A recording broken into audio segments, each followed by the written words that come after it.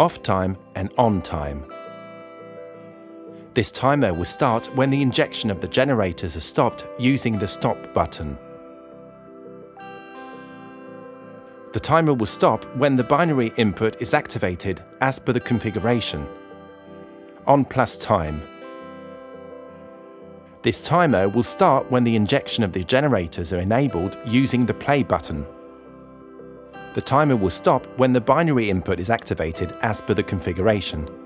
In addition, there is an option for off delay. The off delay button provides the user the option to enter some additional time delay.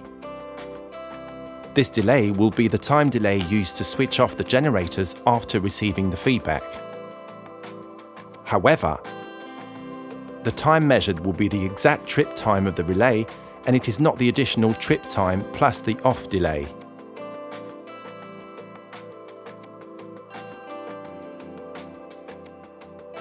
Example, if the trip time of the relay is 5 seconds and the off delay is configured to 100 milliseconds, then the timer displayed by the test kit will be 5 seconds.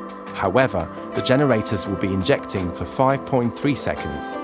An application example would be when we want to inject current and voltage for a short duration after the relay has tripped. This timer can be used.